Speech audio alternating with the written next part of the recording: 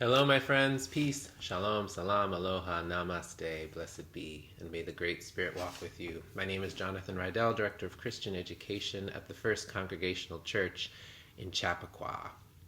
And today is Palm Sunday. These are crosses made out of palm leaves. If you go to a church today, you'll probably see these, maybe even be handed some of them. And today is the day we celebrate Jesus' ride into Jerusalem, the big capital city, with his message of love, faith, and peace on earth. Some people greeted him like a king, or a savior, or a beloved prophet. Others saw him as a rebel, a madman, and a criminal.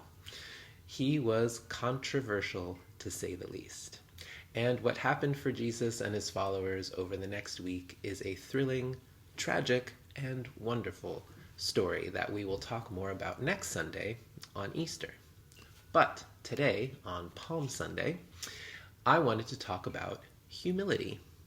We've talked about it before. What is it? Humility is a feeling of being humble or modest. It's understanding that no matter how wonderful you grow, you can always grow and learn more. It's knowing that you aren't perfect, because no one is perfect. But you can feel good about yourself for the amazing person you are anyway.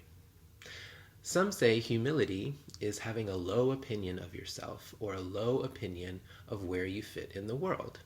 And maybe that's true. But low doesn't mean bad. I actually think you can be pretty awesome and know it, and still be humble.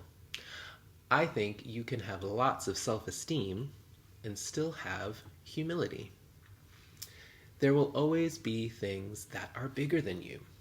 God, the universe, the world, your community, your family.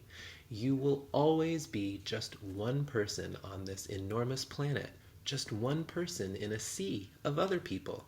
But you are absolutely important and wonderful. And aren't you lucky that you get to be you? And there will always be things that are smaller than you. Bacteria, bugs, small animals, babies, little kids. That doesn't mean you are better than any of them, and that they aren't important and wonderful too. I think having humility means understanding where we fit in the world, and being proud of who you are. Sometimes we follow, sometimes we lead. Sometimes we get help, sometimes we do the helping. Sometimes we speak, sometimes we even shout, and sometimes we listen. When Jesus rode into Jerusalem, his followers and his enemies might have been expecting him to ride in on a great war horse, a way of saying that a new leader was in town, ready to save his people from oppression. But he rode in on a humble donkey instead. Donkeys were ridden by leaders in a time of peace. He was saying, at least to me, that the answer to all of our troubles is humility, peace, compassion, love, simplicity.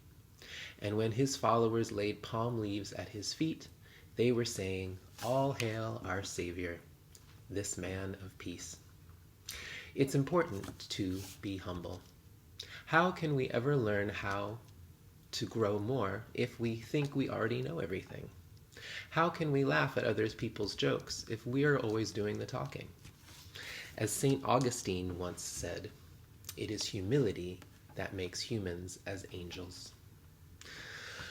All right, my children, have a beautiful Palm Sunday, have a beautiful week, and I'll see you at Easter. Bye-bye.